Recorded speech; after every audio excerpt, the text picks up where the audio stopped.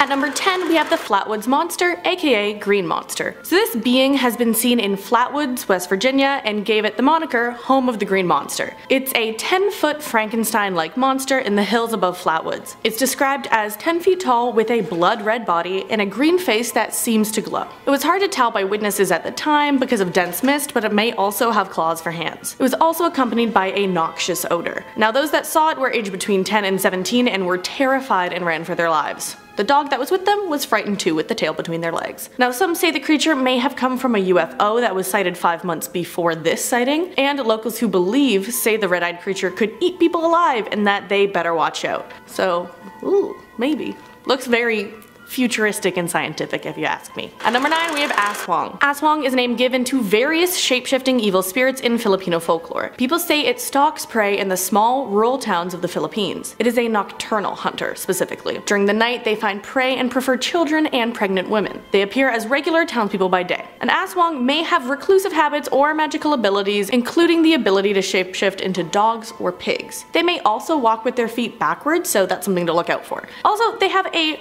proboscis tongue that they can use to suck blood from their victims. Very gross. And some may make doppelgangers of their victims that return to the victim's home, get sick, and die, to keep it a little more on the DL that they're killing, I guess. Now some people say the folklore was used as an explanation for murders or infant and mother mortality rates, others say it's real. On to number 8, Octoman of the Ohio River. So 5 people claim to see it in the winter of 1959. They say they saw a gray-skinned kind of octopus-like creature. One man reported that something came out of the water and that it was just indescribable. Then another man, a truck driver, called the police and said, "It came out of the water, I can't describe it, and I have never seen anything like it before. All I want to do is get out of here and get on to Indianapolis."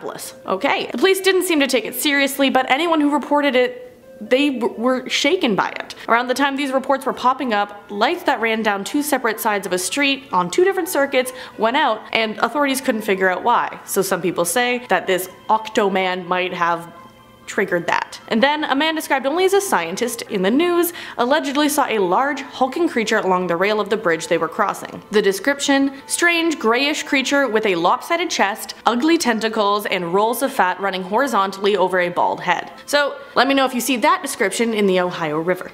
At number 7, it's Bessie. The Bessie Lake Monster, or the Lake Erie Monster. It's a legendary creature that is said to inhabit Lake Erie. The creature is described as a big, similar in appearance to Loch Ness Monster, kinda long-necked, humpback, as well as a serpentine, kind of dinosaur-like body. The first reported sighting of Bessie dates back to 1973 when a duck hunter saw a large serpentine-like creature thrashing in the lake and startled by his gunshots. And since then, numerous sightings have been reported over the years. Some eyewitnesses claim to have seen the creature swimming close to their boats or even on the shore, while others have reported hearing strange, eerie sounds coming from the water. Despite many attempts to capture or study the creature, there is no concrete evidence of its existence. However, the legend of Bessie persists, and many people believe that there is something mysterious lurking beneath the surface of Lake Erie. When it comes to creatures that reside in the water, I gotta say, seems plausible. We don't spend a lot of time underwater, you know? Lots could be lurking in those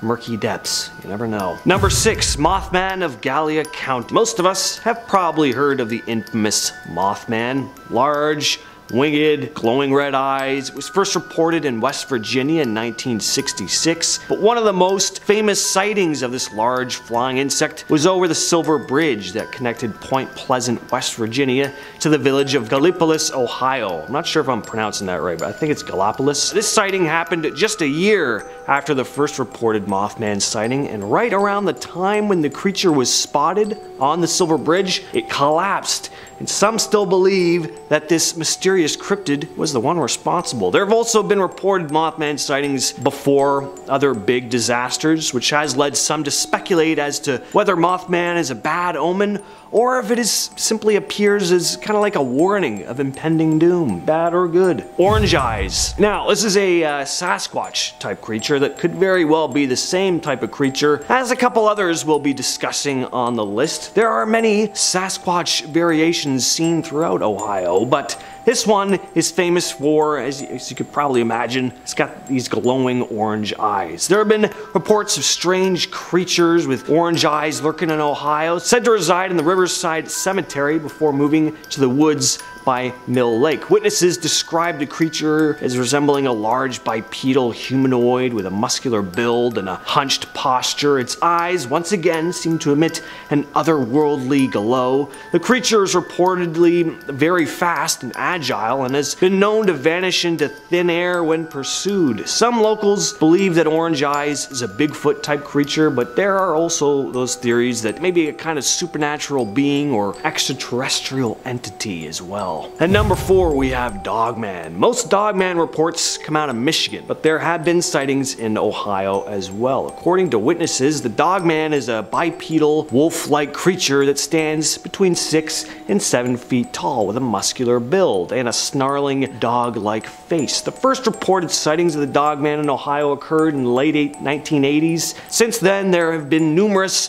other sightings reported in the state. Witnesses have reported seeing the creature hunting in the woods, stalking prey, even running across highways at high speeds. Some skeptics believe that the sightings, of course, may be misidentifications of known animals like bears or wolves, while others believe that the Dogman is a real undiscovered species that is yet to be officially documented by science. Number 3, the Crosswick Monster. Now, there's only one report of this cryptid, but it's quite the entertaining tale. It's like something out of a classic 1950s monster movie or something like that, and it's a pretty famous piece of Ohio cryptid folklore. The story goes that in 1882, two boys, Ed and Joe Lynch, began hearing strange sounds coming from the tall grass of a bush behind them. They were fishing, and then before they had time to think, a large four-legged lizard creature popped out from the bushes and began making its way toward them. The boys tried to make their escape, but it caught the 13-year-old Ed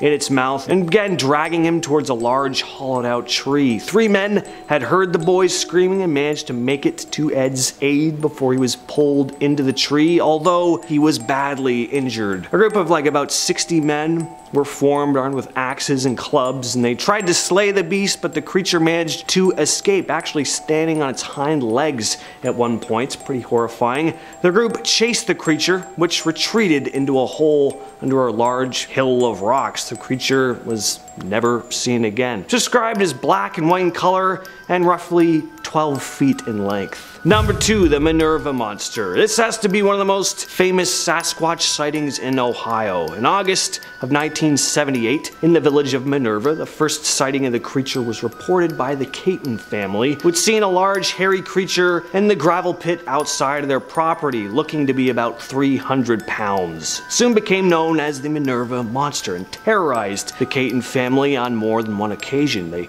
described seeing it peering through their kitchen window one night, awful, and when police came to investigate, they saw large footprints around their home with a terrible smell lingering in the air. The creature was also reported to have thrown rocks at their home one day, and they even reported seeing 2 large hairy bipeds on a hill by the strip mine near their property. The family has been adamant about what they saw ever since, and their story has remained consistent. It wasn't just the Catons who had run-ins with the large ape-like creature, though. Other locals began reporting seeing a similar creature in and around the Minerva area around the same time. And that's going to bring us to our number 1 spot, the Ohio Grassman. There's a very good chance that the Minerva Monster and Orange Eyes are the very same creature I'm describing here, as they're all big, all furry, ape-like creatures. Grassman is pretty much Ohio's nickname for Bigfoot, described as a large, hairy, bipedal creature standing between 7 and 9 feet tall. Grassman is said to have human-like face and a muscular build. Witnesses have reported hearing eerie vocalizations and howls coming from the woods, as well as seeing large footprints that they believe belong to the creature. The first reported sightings of the Ohio Grassman occurred in the late 1800s, but the creature gained widespread attention in the 1970s when multiple sightings were reported in the state. Since then, there have been numerous other sightings reported in the area, while some skeptics dismiss the sightings, of course, as misidentifications of, animals or even hoaxes. Others believe that the Grassman is real and he's an undiscovered species. So, I don't know, what do you think? As always, let me know your thoughts in the comments. Starting off with a 10 is Swift. runner. Now this story must be one of, if not the most famous cases of Wendigo psychosis ever reported.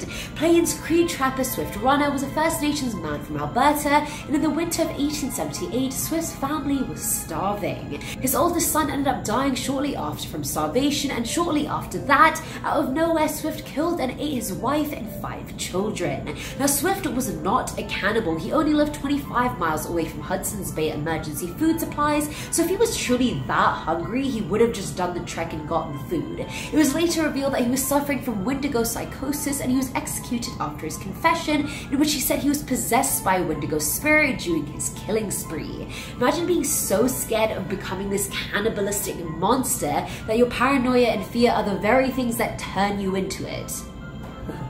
Coming in at number 9 are the frogs. This one was shared by Reddit user Unathana, who said growing up he spent his summers with his grandma out in the country. Her house was situated near a pond that housed more than a couple of frogs, and let's just say they were loud as hell. The user used to complain about all the noise when he was trying to sleep, so his grandma decided to tell him this story. Long before the grandma owned the house, it belonged to a very old couple. The man hated the frogs croaking all the time and wanted to get rid of them, but his wife told him they kept the Wendigo away. Brushing her off completely, he decided to go around the pond and catch all the frogs, and obviously it took some time, but he eventually did catch them all. That night, without the singing frogs, the man and his wife were brutally slaughtered and eaten by the Wendigo. Despite the user thinking it was just an old ghost story, he had never been more scared in his life than when he heard the frogs stop croaking himself. At number 8, we have Jack Fiddler. Back in 1907, OG Cree chief and medicine man Jack Fiddler was infamous for defeating Wendigos, and he was apparently really bloody good at it. Jack and his brother went after people who either had Wendigo psychosis or had transformed completely into Wendigos. The duo killed up to 14 people, and because Jack was known to have these great powers capable of stopping the spirit of Wendigos, that's how he got away with killing as many people as he did. However, in 1907, they were arrested for murder and homicide for the people they were trying to save. Jack ended up committing suicide prior to his sentence, and his brother Joseph died in prison days before finding out he was actually pardoned and was set free. You could have had it all, Joseph. You could have had it all. Could have had it all.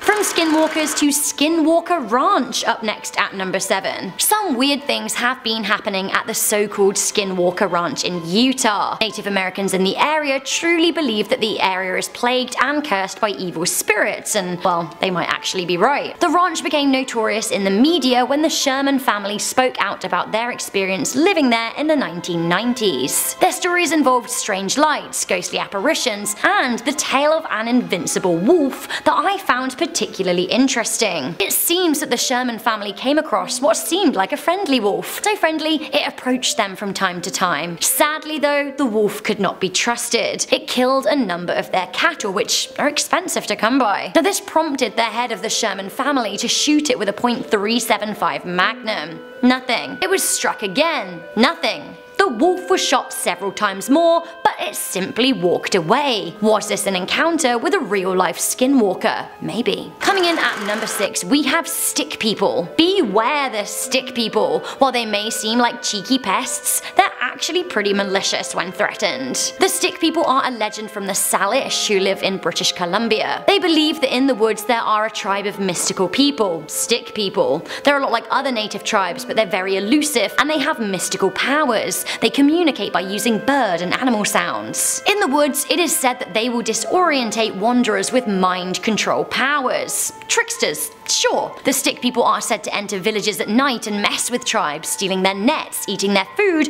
or simply just pulling down men's clothing. Classic. However, you never want to encounter a stick person face to face. This is why young First Nations children are warned never to enter forests alone. If you come across a stick person, they will feel very threatened, and the next time they enter a settlement, they will do more than steal food. They will actually steal children. They'll take the children as punishment and raise them as slaves. Coming into number 5, we have ghost sickness. In Native American culture, it is possible for a person to fall ill with something called ghost sickness. Navajo legend has it that ghost sickness can strike if a deceased person is not buried with the right rituals. If that is the case, the spirit of the deceased can become disruptive and make a living person ill. With ghost sickness, the sufferer will start having terrible dreams about the person who's died. They will become obsessed with their death. They will feel depressed and also physically weak. weak. They may also start to hear voices. According to legend, the only way to recover from ghost sickness is to undergo a ritual performed by a religious leader, and often make adjustments to the burial of the dead to satisfy them. Okay, so let's talk a little bit more about the cause of ghost sickness. Up next at number 4, we have the chindi. So the chindi is said to be bad energy left over from a person who has died. The chindi is produced when a person takes their last breath. Actually, a lot of First Nations people believe it is much better for people to die out in the open,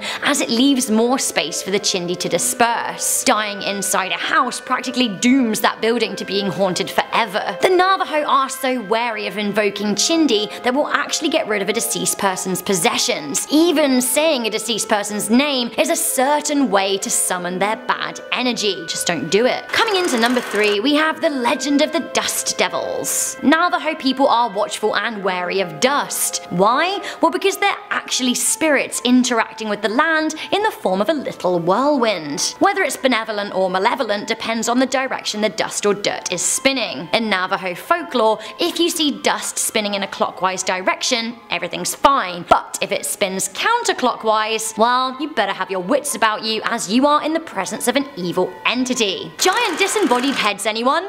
Sure. Coming in at number 2, we have the legends of the flying head. The flying head legend is most popular in Iroquois and Wyandot culture. Flying heads are thought to be produced from cannibals or from battles wherein people have physically lost their heads. Flying heads are giant, ravenous beings with neck-length hair. Do you want to see a depiction? Actually, I'm kind of here for them. I can imagine myself as like a giant ravenous head sometimes. Some descriptions even have them with bat wings, and they're said to have an insatiable hunger, so insatiable that they're often led to eat people. Nonetheless, no man-made weapon can kill them. The only way to be rid of them is to trick them into eating hot coals. Easier said than done, I think. Finally, coming into number 1, we have the owls. I really like this tale of how owls were created, and it's pretty scary and may make you feel not so great about our murderous feathery friends. As told by the Yakama, the story goes that there was once 5 sisters who lived in a cave. These sisters were no normal humans. In fact, they would eat vile things like frogs, lizards, snakes, and mice, things that other First Nations people simply wouldn't eat. Some even said that they would eat tribes people if they took a disliking to them. Were these 5 sisters the native equivalent of witches? Quite possibly. They seem to be in touch with a lot of bad energy and cause a lot of people a lot of problems. Luckily for the other tribes though,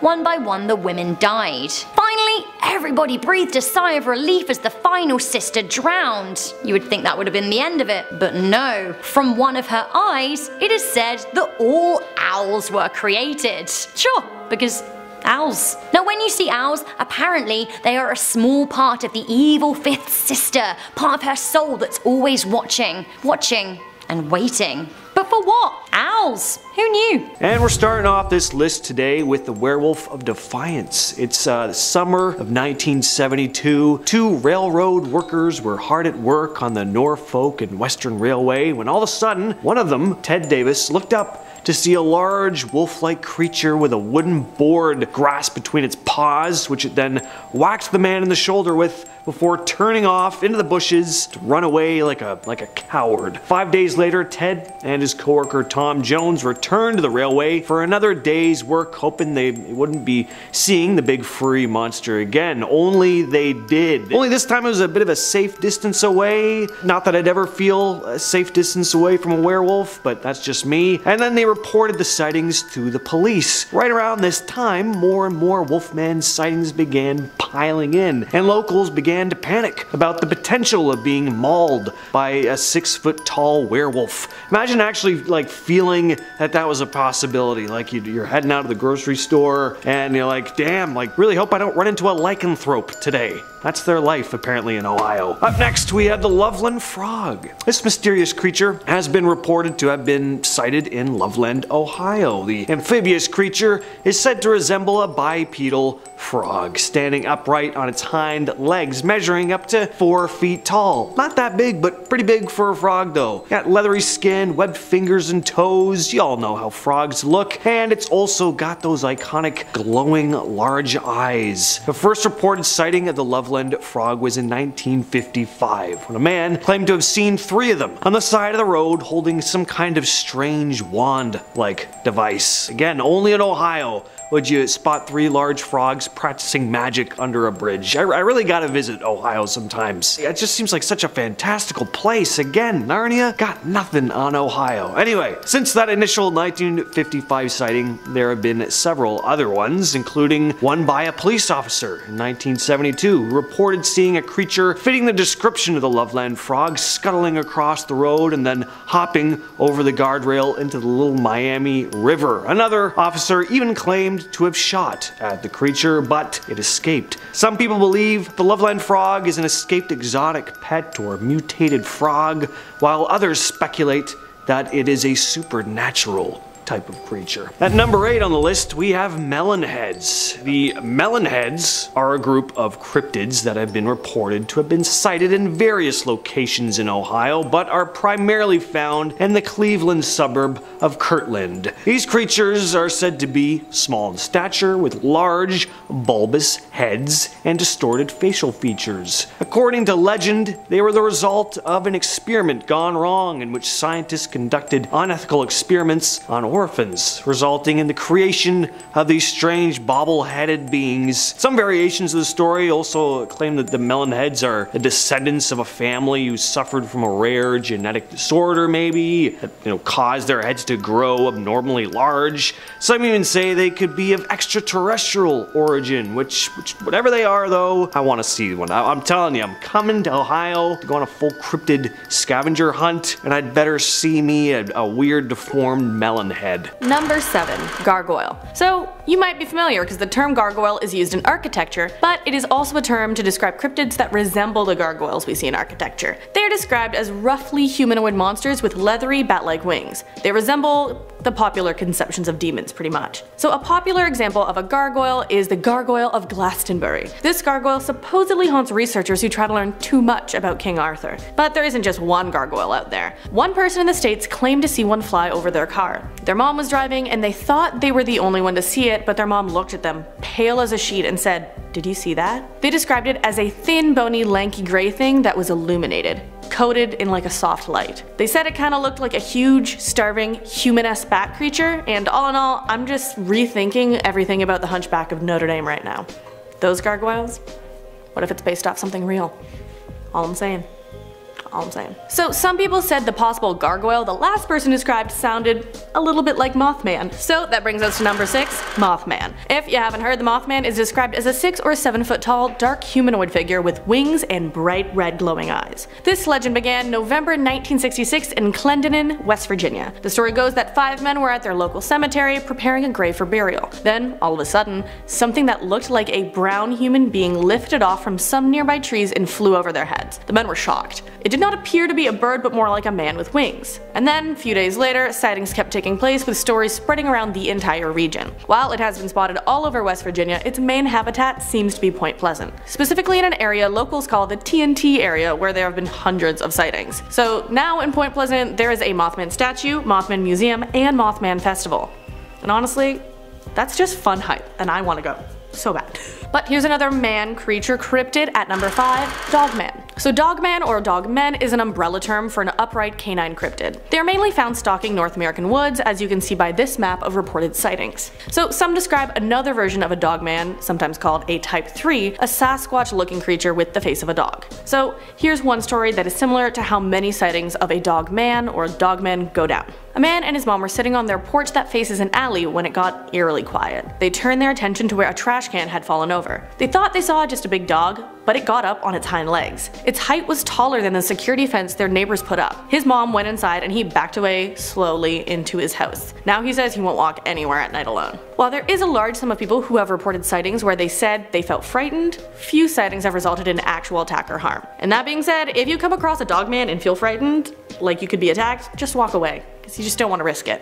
Honestly, no. And so yeah, we talked about Dogman, so we need to talk about number 4. Goatman. He is described as half goat and half human, as the name suggests. Goatman walks on 2 legs and is 7 feet tall. I feel like a lot of these are 7 feet tall or 7 feet long.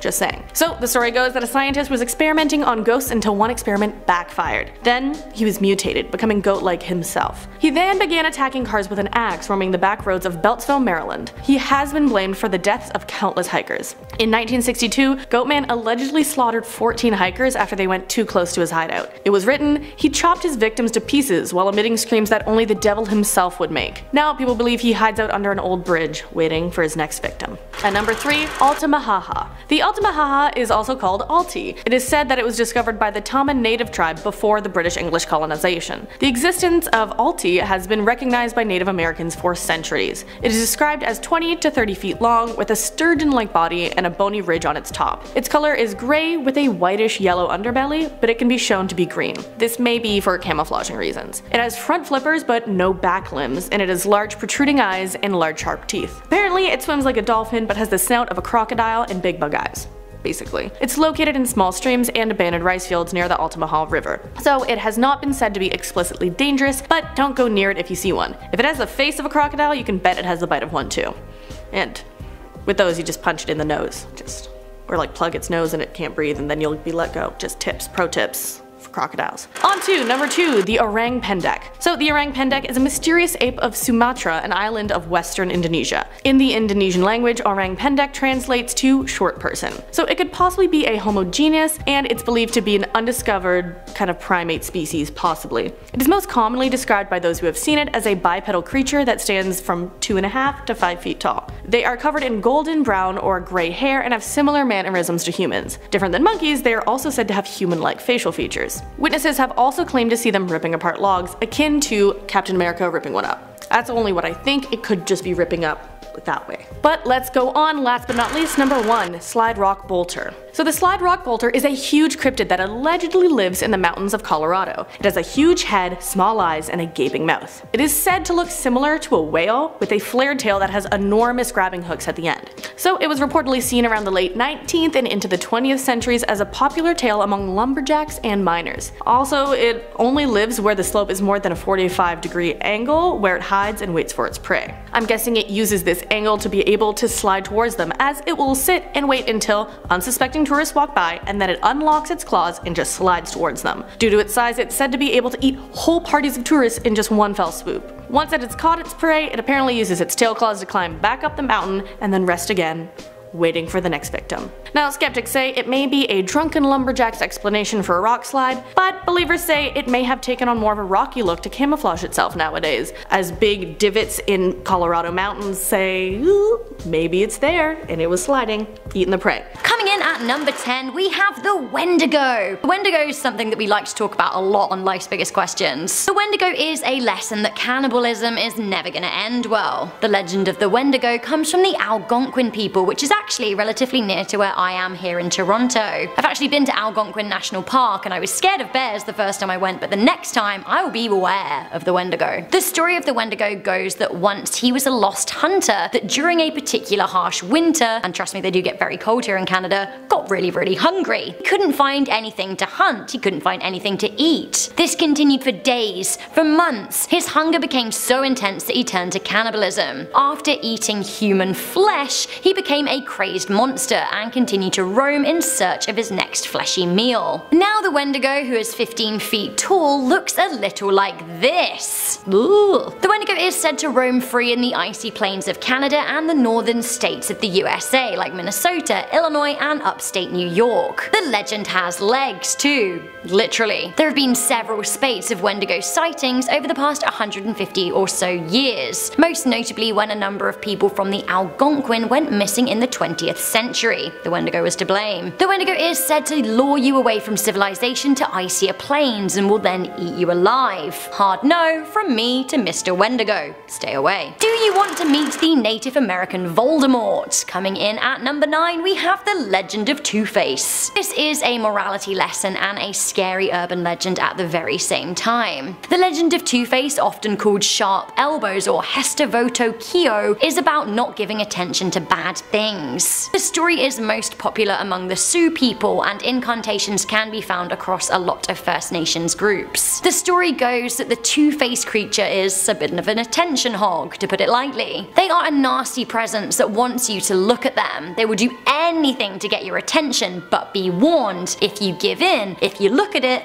if you give it the attention it craves, it will cut you. Actually, though, it will cut you. One legend is often told about a heavily pregnant Sioux woman. She heard a voice behind her and intuition told her that she shouldn't look around. She was right. The strange voice tried even harder to get her to look, but still she did not. Later, she told her husband, and he was glad. He said that the voice had come from a malevolent creature that would appear to her 4 times. She must ignore it each and every time. If she successfully ignored it 4 times, it would leave her alone forever. Now, it did appear twice more, and twice she successfully ignored it, but on the 4th time, things didn't go well. The 4th time came and she decided to have a peek at the creature. Curiosity got the better of her and she peered through a crack when she thought it was turned away. But what did she see? A ghoulish being with 2 faces and razor-sharp elbows. Its other face turned to look at her directly. It lurched out and cut her to shreds. Lesson being, never give in to negative voices no matter how hard they shout.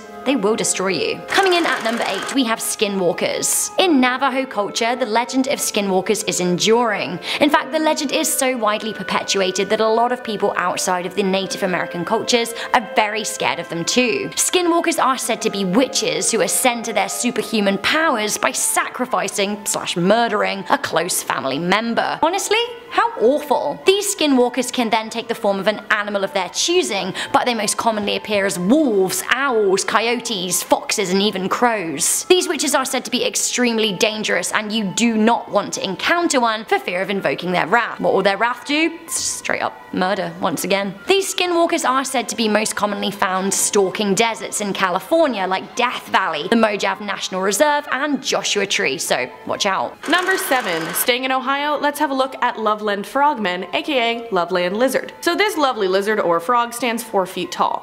It's a frog humanoid figure spotted in Loveland, Ohio. According to legend, a local man reported seeing 3 frogmen with leathery skin, webbed hands, and feet on the side of the road in 1955. He said he saw one wield what looked like a wand that emitted sparks above its head and then ran away. So in 2016, one of these might have also scared 2 teenagers. They were playing Pokemon Go, as we do, between Loveland Madeira Road and Lake Isabella. They saw a giant frog near the lake that stood up and walked on its hind legs. So was it kind of reclusive after people saw its magic, or what happened? What's with the frogmen? I want to know. Really. On to number 6, Menehune. The Menehune are mythological dwarf or pygmy people that live in forests and hidden valleys of the Hawaiian Islands. Apparently, they're great at crafting too. So the Menehune are usually described as playful and even mischievous. They have distended bellies, they're described as, and they are hairy, muscular, and 2 or 3 feet tall with bushy eyebrows over large eyes. Apparently they also speak in a low hum. This may be because they are shy creatures that sleep in caves during the day and work at night. As I said before, very mischievous. For example, Gloop Gloop Glop said on the Cryptozoology Reddit that they took things from their campsite and returned them later and possibly also stole a piece of cake. Just like a little bit of stuff interacting. But also other stories go that modern Hawaiians mingled with them and that they started using them for labor. And then after that, the Menehune retreated and hid from society because they were kind of being exploited. But historians also argue just about their actual existence, could be saying that it might just be folklore. Some stories go that children who live near the mountains can see them, but adults cannot. A school teacher in Hawaii said one of the kids she taught could see them, and it scared the child. One time the young girl saw 2 Menehune playing an old game with a lava rock and some sticks, and one looked over at her. When they locked eyes, the little girl was terrified, so she went and got a Hawaiian blessing. Felt better then. Then the school teacher herself saw weird lights popping up, and she was told later those were sacred lights.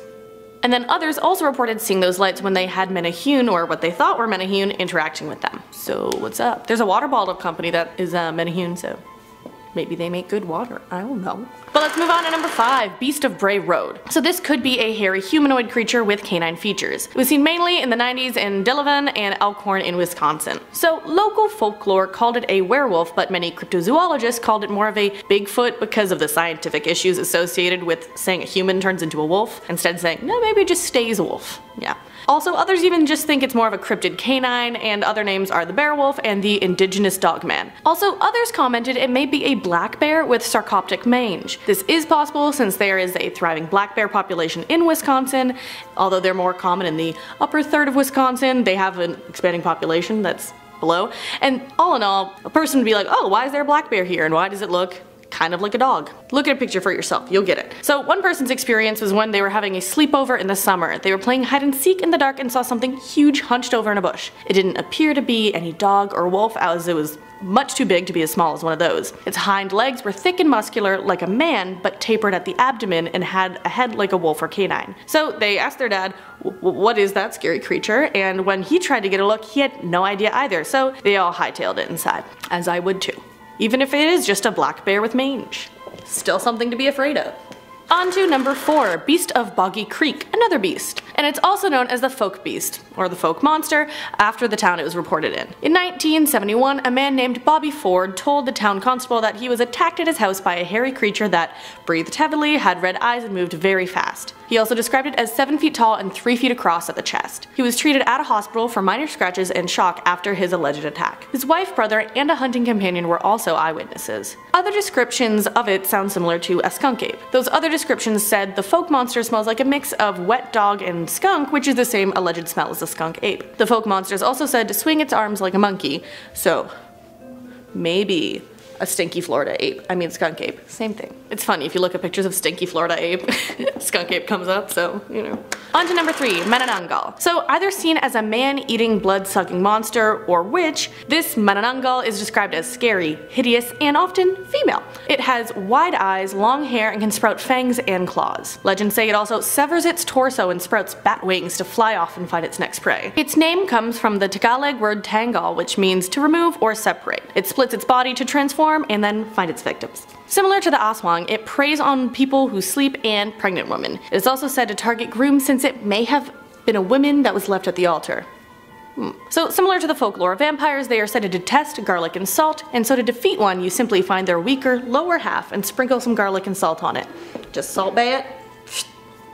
Done. Let's move on to number 2, Mokele Mbembe. So the name means one who stops the flow of rivers, and that's because it's probably pretty huge. It's said to be a cryptid that resembles a brontosaurus, and Ivan Sanderson, a biologist, even documented its existence. So maybe not all dinos were wiped out by a meteor. Who knows? It's been spotted in the Congo, and while some say it's like its look-alike the brontosaurus, which was most likely a herbivore, some say it's allegedly a carnivore, with some saying it eats hippos. Hippos. Also, anything that can eat hippos is something to fear. I know hippos, they look really cute, but they're so dangerous. They have run as fast as 30 kilometers an hour over short distances and are very aggressive. Their teeth are huge and they could crush you to death under their weight. So if Mokele Mbembe can take them on, you should watch out too. All I'm saying. And if they're running away from it, you could be crushed while they're running away from the Mokele Mbembe.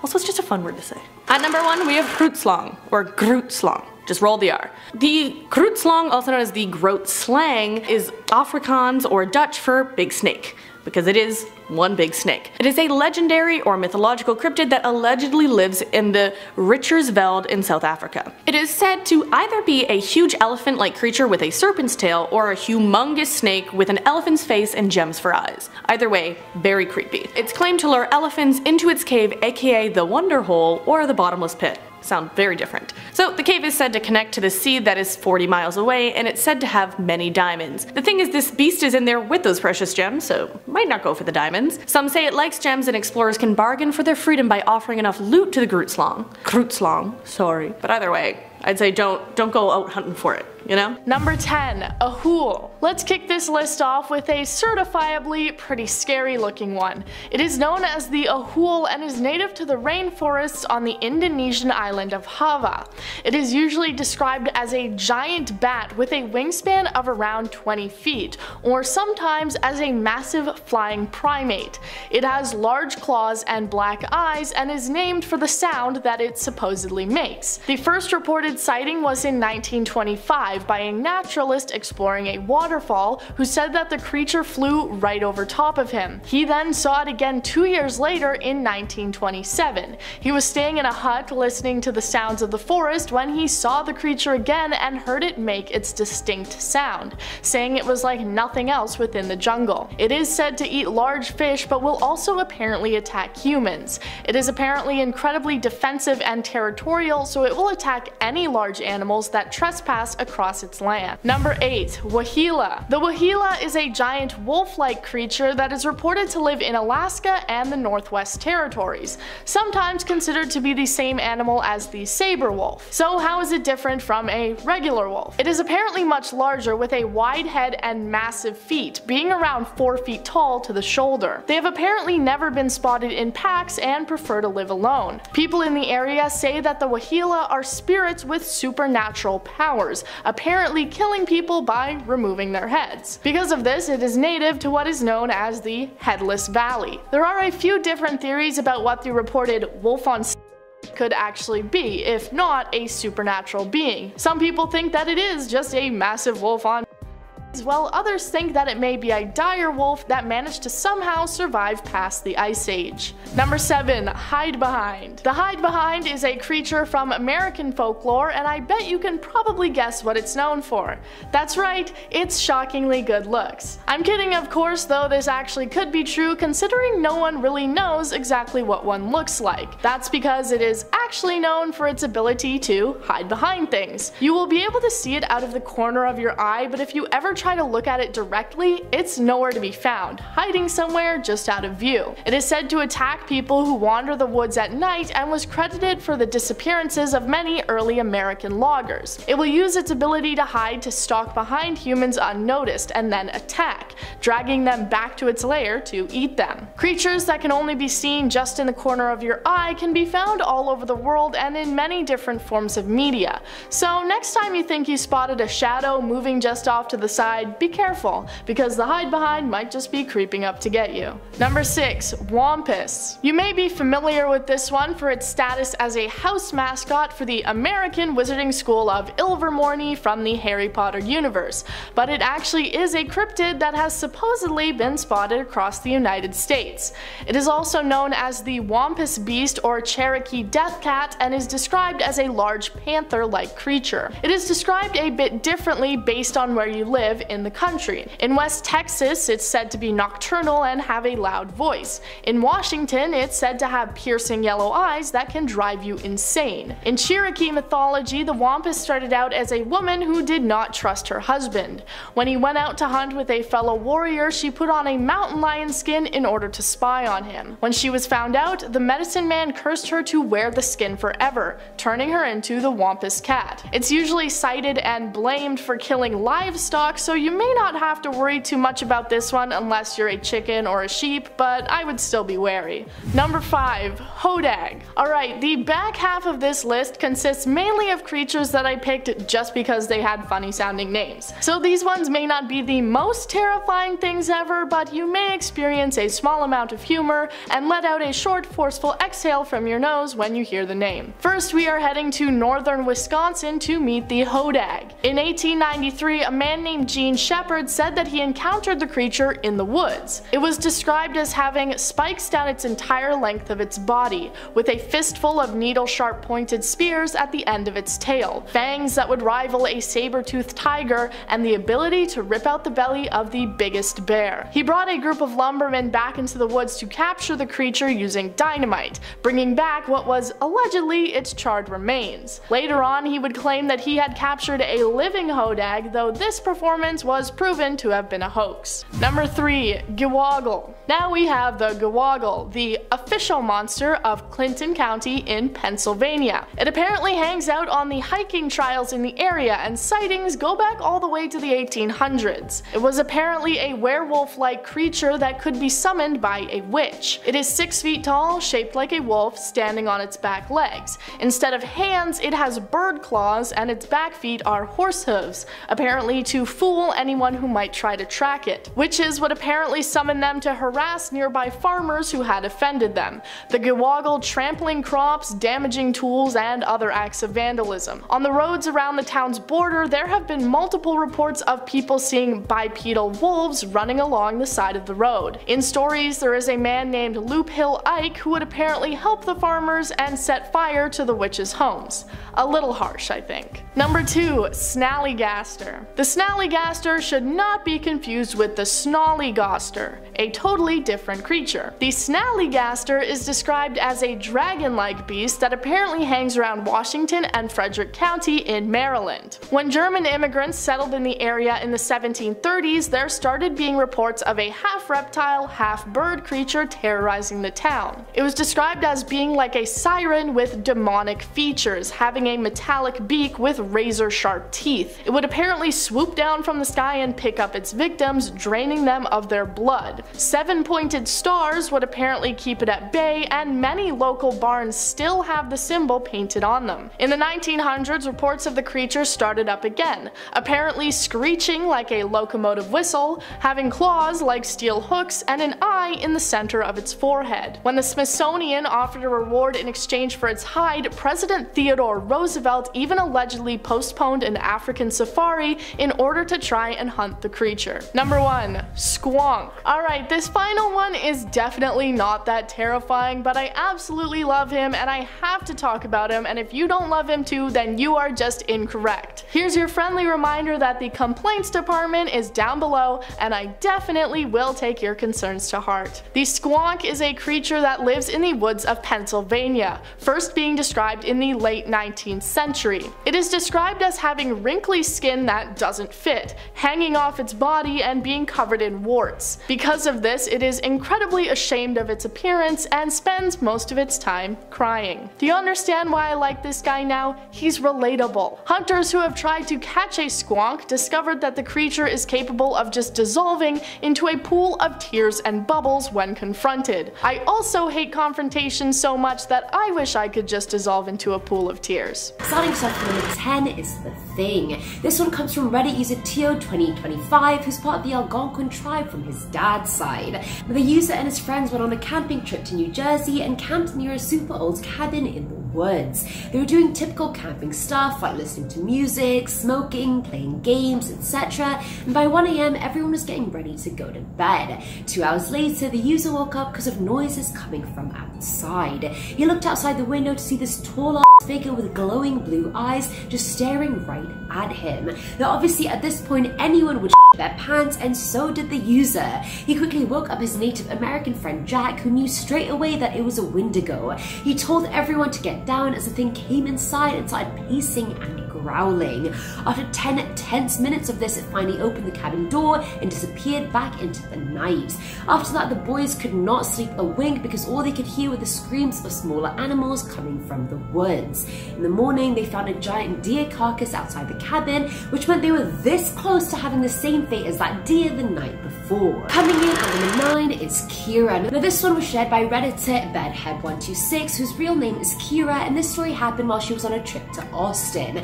Late one night, her and her family were seeing some friends when Kira decided to walk past her backyard and into the forests behind it. Now everyone had gone inside to eat at this point, so she was there alone, and she just sat in the woods alone just thinking, because Kira likes that Whatever, I'm not gonna judge you, Kira, but being in the woods alone is usually how people die, mate. Have you never seen a horror movie? Have you never seen a top 10 video? Either way, after a while, the noises of the woods went silent and something seemed off. She had a log break behind her and she still wasn't really scared. Then she heard a screaming in the distance and it sounded like her little sister, but it just couldn't have been since she was inside the house.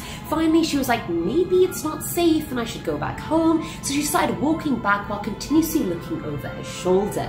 And then she saw it. This massive, deformed, deer-looking creature a mere 5 feet away from her, just drooling. She started running at the speed of light, and the noises that came out from the creature's mouth were just indescribable. She said they were horrifying, inhuman, and Kira claimed she felt them in her bones. She continued to hear the noises all throughout the night, even when she was back home. At number 8, we have the hunt. So this one was shared by Reddit user Lickmataint, and it takes place when he was 16 years old and on a fishing trip with 4 friends in Hamlin, New York. The fishing area was 1.5 miles away from the nearest house, and the date was going pretty well. Everyone was having a good time, just chilling and smoking, and then it hits 9:30 p.m. To preface this, one of the friends, Brian, is part of the Navajo tribe, so he's our knowledgeable one in this scenario. Either way, out of nowhere, the friends start hearing dogs barking in the distance, almost like a pack of coyotes. Freaked out, the boys decide to walk home while semi-drunk. Don't know how that seemed like a good idea, but alright lads.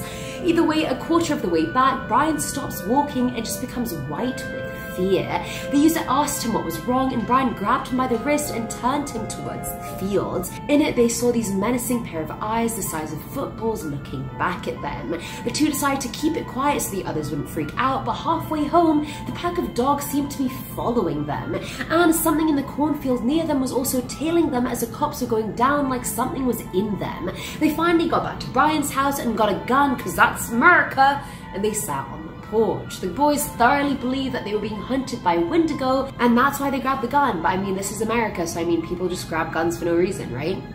Number 7. Lizard Man. In the folklore of Lee County, South Carolina, the Lizard Man of Scape or Swamp is an entity said to inhabit the swampland of the region. First mentioned in the late 1980s, the sightings and damage attributed to the creature yielded a significant amount of newspaper, radio, and television publicity. On July 14, 1988, the Lee County Sheriff's Office investigated a report of a car damaged overnight while parked at a home on the edge of Scape or Swamp. The car reportedly had tooth marks and scratches with hair and muddy footprints left behind. Sheriff Liston Truesdale noted that this was the start of various claims that eventually turned into a story about a lizard man in the swamp. Prompted by the news of the vehicle damage, local Christopher Davis reported to the sheriff that his car was damaged by a creature he described as green, wet-like, about 7 feet tall, and had 3 fingers, red eyes, skin like a lizard, and snake-like scales 2 weeks earlier. According to Christopher, he was driving home from working a night shift at a fast food restaurant when his car got a flat tire. After fixing it, he saw a creature walking towards him. He got in his car and began to drive, but the creature was soon on top of the car. He applied the brakes, causing the creature to roll off the car, giving him enough time to escape. Number 6. Loveland Frog. In Ohio folklore, the Loveland Frog is a legendary humanoid frog described as standing roughly 4 feet tall, allegedly spotted in Loveland, Ohio. In 1972, the Loveland Frog legend gained renowned attention when a Loveland police officer reported to a colleague that he had seen an animal consistent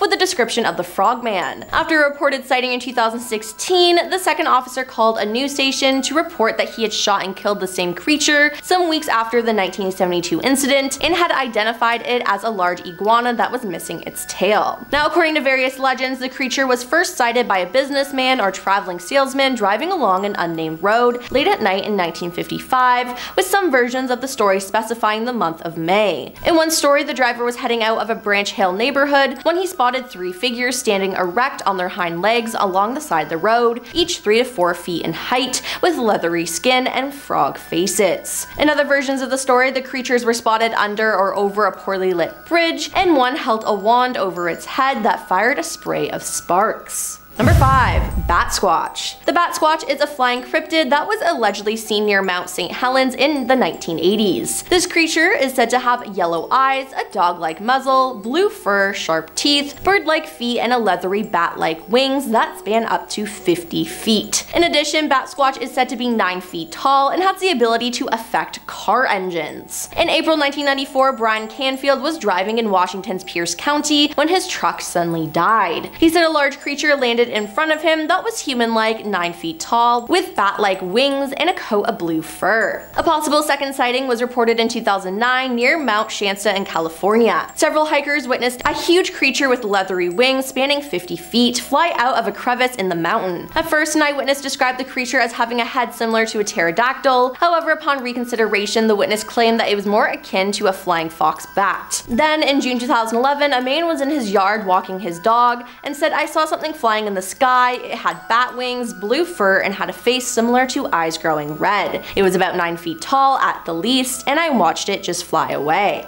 Number 4. Jersey Devil. The Jersey Devil is a legendary creature said to inhabit the forest of the Pine Barrens in South Jersey. This creature is often described as a flying biped with hooves, but there are many variations. The common description is that of a bipedal kangaroo or wyvern-like creature with a horse or goat-like head, leathery bat-like wings, horns, small arms with clawed hands, legs with cloven hooves, and a forked or pointed tail. It has been reported to move quickly and is often described as emitting a high-pitched, blood-curdling scream. According to popular folklore, the Jersey Devil originated with a Pine Barrens resident named Jade Leeds, also known as Mother Leeds. The legend states that Mother Leeds had 12 children, and after discovering she was pregnant for the 13th time, she cursed the child in frustration, declaring that the child would be the devil. Born as a normal child, the 13th child transformed into the creature with hooves, a goat's head, bat wings, and a forked tail. Growling and screaming, the child beat everyone with its tail before flying up the chimney and heading into the pines. It was in some versions of the tale that Mother Leeds was supposedly a witch, and the child's father was the devil himself. Then one of the first reported Jersey Devil sightings was in 1812, when Joseph Bonaparte, Napoleon's older brother, claimed he saw the Jersey Devil while hunting near his Bordentown estate. Number 3. Mothman. In West Virginia folklore, the Mothman is a humanoid creature reportedly seen in the Point Pleasant area from November 5th, 1966 to December 15th, 1967. The first newspaper report was published on the Point Pleasant Register, dated November 16th, 1966, titled "Couple See Man-Sized Bird, Creature, Something." The national press soon picked up on the reports and helped spread the news story across the United States. On November 15th, 1996, two young couples from Point Pleasant, Dickie and Linda Maxwell, and Steve and Mary Mallet, told police that they had seen a large white creature whose eyes glowed red, standing at the side of the road near the TNT area, the site of the former World War II munitions plant. Linda Scarberry described it as a slender, muscular man, about 7 feet tall with white wings, and said that she was unable to discern its face due to the hypnotic effects of its eyes. Distressed, the witnesses drove away at a high speed and said that the creature flew after their car, making a screeching sound. It pursued them as far as Point Pleasant city limits, and during the next few days, other people reported similar sightings after local newspapers reported it. Two volunteer firemen who saw it said it was a large bird with red eyes. Number 2. Skunk Ape. The skunk ape is a cryptid ape-like creature that inhabits forests and swamps in the southeastern United States. Perhaps most prominent in the state of Florida, the alleged creature is also commonly referred to as the Florida Bigfoot and is often compared to or called the cousin of Bigfoot,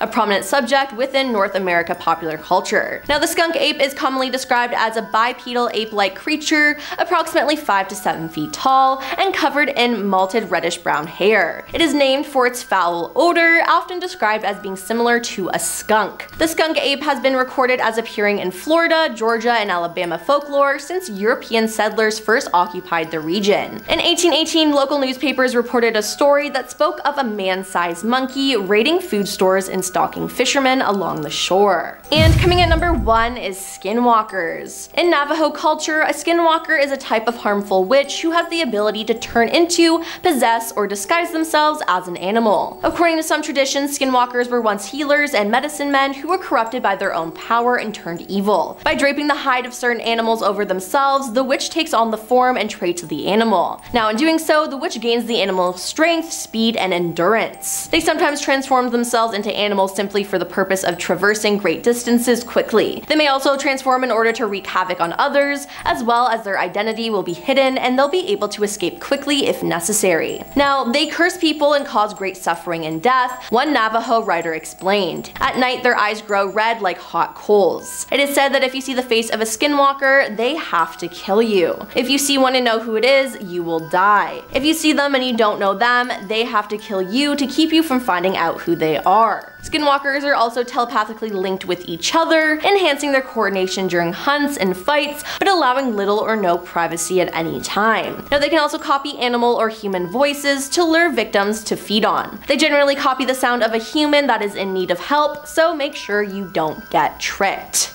Starting us off at number 10, Dark Watchers. So Dark Watchers are humanoid beings ranging from 7 to 15 feet tall. They are cloaked figures, sometimes with wide-brimmed hats that have been reported to melt and merge with shadows. If you spot one, they can disappear within the blink of an eye. They are mainly spotted in California. The earliest sightings are by the native Chumash tribe, whose oral history of the Old Ones goes back centuries. The Old Ones are said to observe from a distance. As recently as 2018, a man said he encountered one. He was hiking up a remote trail and came upon a dark figure. figure. He waved as a joke, not thinking it was a person, and it waved back. Then, he thought he might just be tripping out or something, so he took a puff of his cigarette, and then the figure blew out a plume of smoke as well. And if that wasn't trippy enough, it started flowing and nearly floating vertically, so the man ran back to his car. If you ever encounter one, don't be too wary. They're not known to harm anyone as long as they're not disturbed, so just keep on your merry way and you should be fine. At number 9, Tizaruk. So the Tizaruk is a sea serpent found in Alaskan folklore that roams Alaska's waters. It's described as 7 feet long with the tail ending in a flipper. The total length is about 12 to 15 feet long. It's also called a Cadborosaurus from one academic suggestion. This led to the nickname Caddy being given to the sea serpent that's occasionally spotted. It's been said to snatch people from docks and piers. So a video came out in 2009 claiming that it was a Tizaruk, but some say it was a herd of sea lions. Mysterious sea serpents are rumored all around the world. Shout out to Nessie, and I think Caddy is believable. As recently as 2016, a new species of whale was discovered in Alaska's waters, so really we can't rule out the existence of something else out there. So Tizaruk, Caddy, whatever you call it, Alaska might have it for you. Maybe go take a peek. Hit up Alaska. Why not? On to number 8, the Wampus Beast. So this cryptid is also known as a Wampus cat. It is a jet black panther cat creature with glowing eyes. It's mainly seen in Appalachia. So Cherokee folklore says it was a woman wearing hides to spy on her husband, but guards caught her and cast spells on her. This caused the hide she was wearing to form onto her. One rumor says that the Wampus Beast lives in sewers. But anyways, one story goes that a 9-year-old boy saw this beast late at night. His parents told him to get something from the shed. He went out and came face to face with a jet black panther-like creature with glowing eyes, just as we described. The creature gave a weird high-pitched hissing-like sound, which then frightened the boy to go back inside to his house. Then, years later, on the same farm, the boy had another encounter with the beast. He lost a lot of pigs to the beast, but he did escape the encounter with his life. Following on number 7 slot is the camera footage. Back in November of 2013, YouTube channel Shimmy Jim Hog uploaded a video titled The Most Disturbing Video You Will Ever See. It starts off with some text about how at around 1:30 AM at night they began to hear noises on their roof, and that continued for a few days. The video then starts and you can see the person filming his house in the dark, and as he goes outside around 1 minute into the video, the camera pans upwards towards the roof and you see this creature. This humanoid looking creature with shining eyes that quickly disappears when it realizes it's been seen. It wasn't making any noise whatsoever, but it had a large bald head and its eyes looked like shining beacons of death, no cap. My guesses are it was either a Wendigo or a Wendigo possessed human, neither of which I have time for personally. Now in number 6 are the Roseau sightings. Between the late 1800s and 1920s, locals of a small town called Roseau in Minnesota reported sightings of the Wendigo. Now every time anyone in town saw it, someone would unexpectedly die soon after. Now not much is known about the sightings or why they occurred, but they eventually stopped, as did the deaths, and everything just kind of went back to normal. That one was short and sweet, but honestly I couldn't find more information about it, you guys. Coming in at number 5 is You, shared by Hellfire Narrations on Reddit. The user said she went on her usual daily midnight stroll to the forest by her house. First of all, who's taking their daily midnight stroll to the forests? Nobody. Either way, soon after she got there, the warm air around her suddenly turned cold and she felt like she was being watched. Despite turning around and yelling hello, she saw and heard nothing out of the ordinary. Feeling a bit stupid and paranoid, she brushed it off and went further into the woods. When she looked back the next time, she saw these white creepy eyes looking at her from behind some shrubbery. The creature was insanely tall and skinny, it had razor sharp teeth and pointed shiny fingernails. She knew it was a Wendigo straight away and ran the hell away as fast as she possibly could. The user had lost the creature a while back, but she was sobbing like crazy. When she looked into the creature's eyes, this creepy voice in her head said this: "A long time ago I was created to haunt you, to fear you and lead you into dark corners. These times are over now since you can't escape. I am you but changed to a horrifying monster."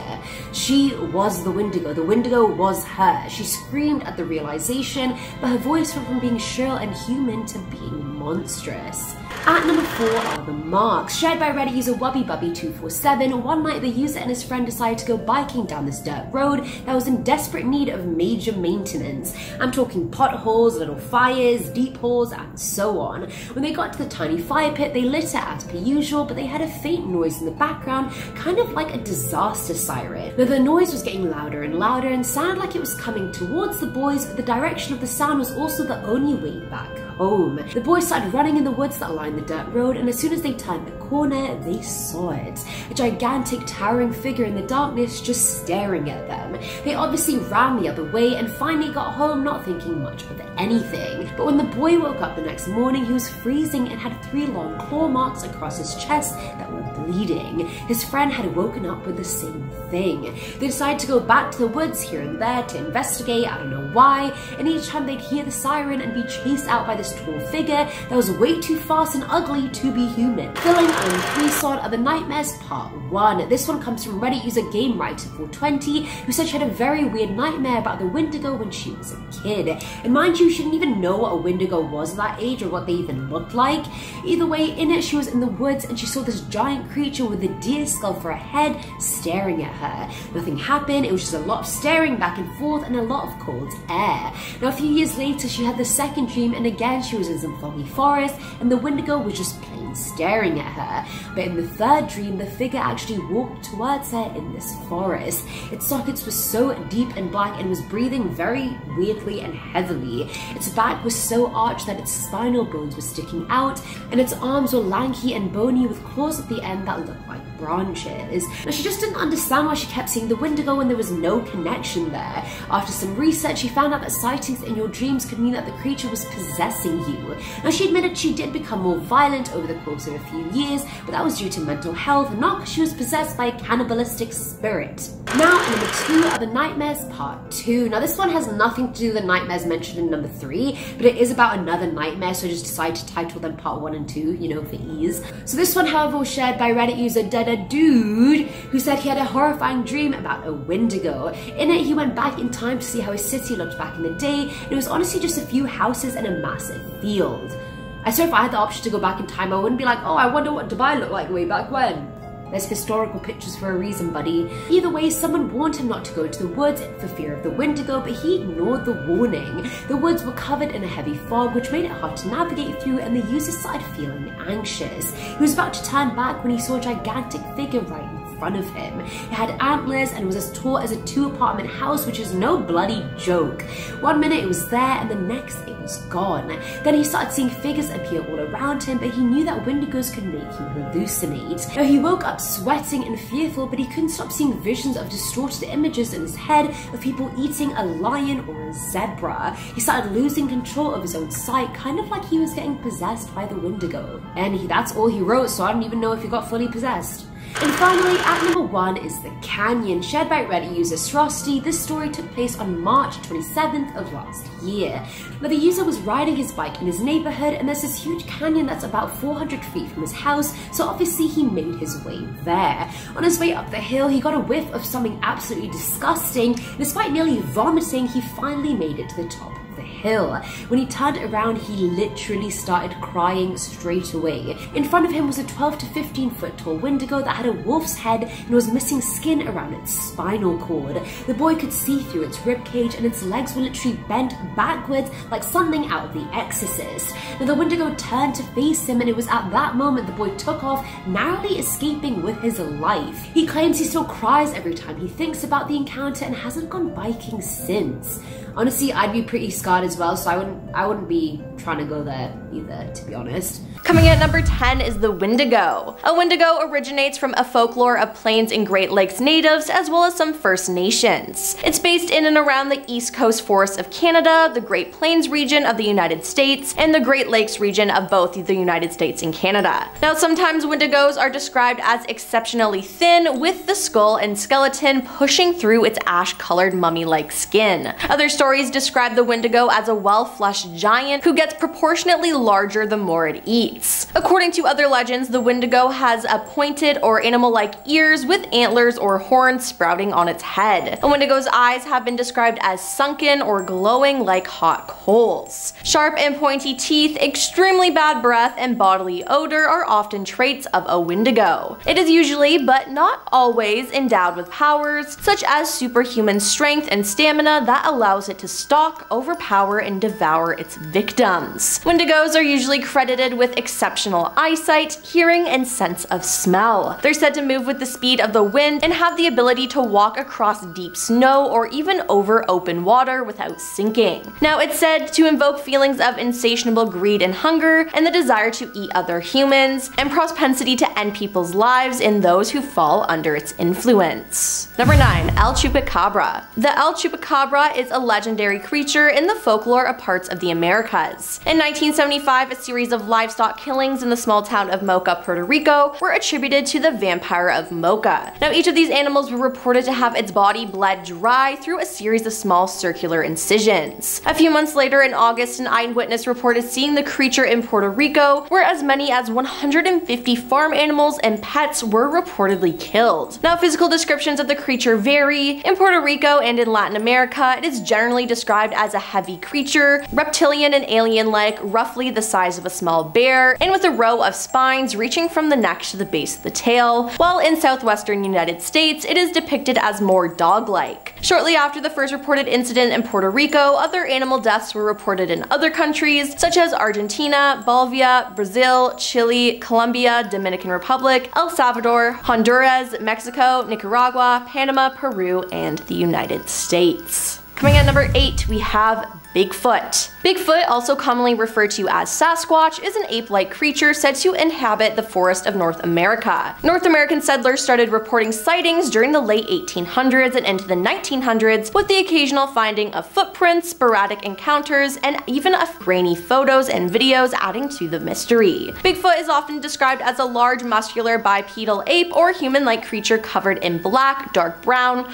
or dark reddish hair. Descriptions estimate the height of roughly 6 to 9 feet, with some depictions having the creature standing as tall as 10 to 15 feet. Some alleged observations describe Bigfoot as more human than ape, particularly in regards to the face. Common descriptions include broad shoulders, no visible neck, and long arms. Now, some alleged nighttime sightings have stated the creature's eyes glowed yellow or red. In 1971, multiple people in the Dailies, Oregon filed a police report describing an overgrown ape, and one of the men claimed to have sighted the creature in the scope of his rifle, but could not bring himself to shoot it because it looked more human than animal. Now, there have been hundreds, if not thousands, of Bigfoot sightings, and Bigfoot has come somewhat of a pop culture figure, as there are TV shows, movies, and fan clubs dedicated to him.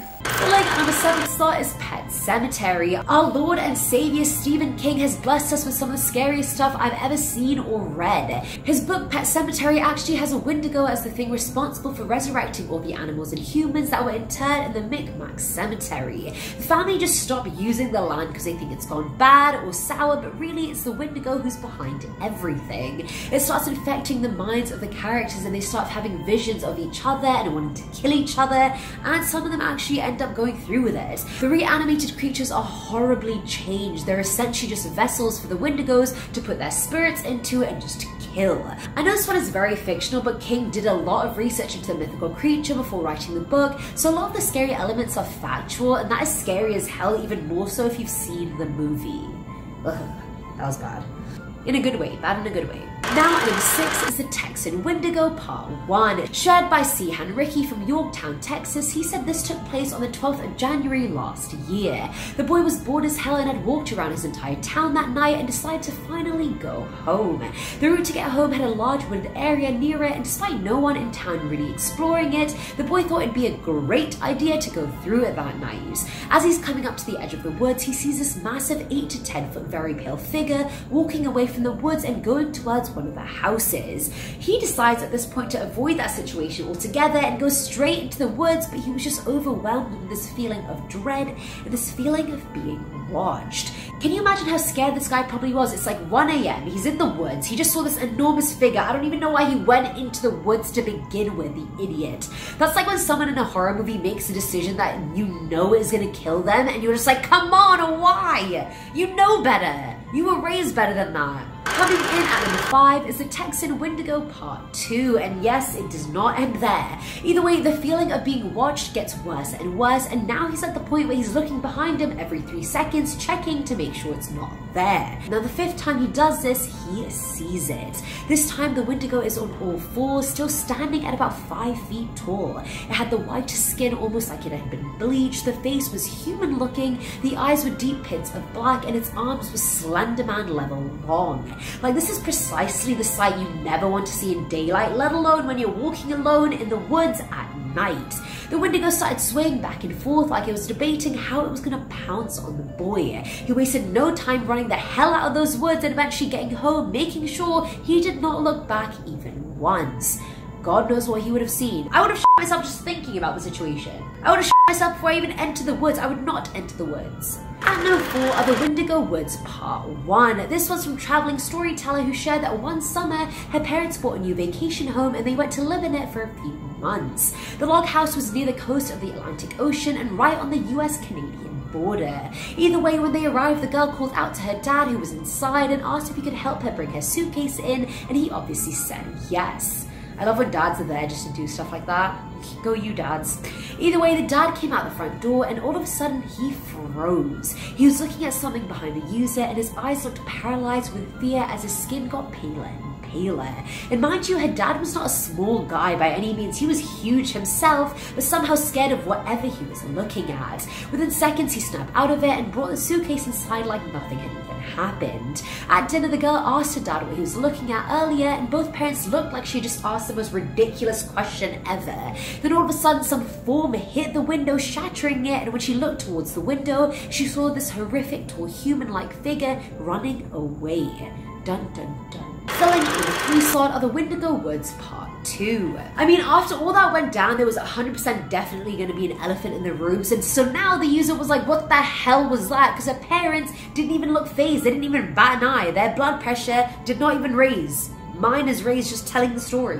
Now eventually the parents broke and asked her if she had ever heard of the legend of the Wendigo. They explained it to her, telling her that the location of their log house was the epicenter of all Wendigo sightings that had ever happened. The couple believed that the area was the center of the lore and they wanted to capture one if possible and examine and study it. The girl did not sleep a wink for the next 2 months and surprisingly encountered numerous Wendigo sightings. What I don't get is why the Wendigos didn't just possess or kill or eat this family, why are they just letting them be? Now at number 2 is the thumb. This one was shared by the user Kodas Gaming, who lives in Killeen, Texas. Now the user was about 11 or 12 at the time of the story, and he was walking home from his friend's house around sunset. For some reason that night the streets were a lot emptier than usual. It was quiet and there was no one around. After passing 5 houses, the boy suddenly felt the shiver go down his spine. Something was watching him and he could feel it, and as soon as he turned around, his worst fears were confirmed. The thing was as grey as molten clay and about 7 to 8 feet tall. Its arms were extremely skinny and long like twigs, and his eyes and mouth were deep black sockets. It also had some kind of black rag around its neck which had no purpose whatsoever, just made it even creepier. Now as soon as the guy saw the Wendigo, he ran home and he could fully hear the thumps of the creature following him. Now as soon as the boy finally got inside, slammed the door and locked it, he said he felt a thump along the door and it felt like a dead corpse just falling against the door. He then rushed to the window to see if it was still there, and all he saw was the Wendigo vanish into thin air. Remind me never to go to Texas, because that's not happening. And finally, at number 1 is Through the Binoculars. This one was shared by Artestesia from Wyoming. Back in September of 2016, she drove up to the Bighorn Mountains in Buffalo, and obviously she packed accordingly. She went up there about 4 times a week, so this wasn't a big deal by any means, and she wasn't scared because why would she be? It's just a routine trip. That day, however, she went to a different location in the mountains called Hettinger, as opposed to the place she usually camped at. As she was taking in the view and looking over a hill, she saw an extremely tall figure emerging from the snow. I love how it's just like her handy dandy binoculars, and looked out of it to see the humanoid pale looking monster staring back at her through the lens. She looked away from the binoculars to see the monster coming right for her with its dagger-like nails, long limbs, and extremely deep set mouth and eyes. She decided to hide in whatever hole she could find, even covering her mouth so the Wendigo couldn't hear her breathe. I mean, he couldn't hear you, he could probably sense your heartbeat, they probably have those kind of powers. Either way, she then closed her eyes because she couldn't even bear to look, and when she finally opened them again, she saw the Wendigo looking right through the hole, knowing something was there, but not knowing what. Eventually left the area, and the girl literally herself, as I would as well. I would literally just give myself up as an offering. I'm like, I'm sorry, I'm not going to survive again, so you just kill me now.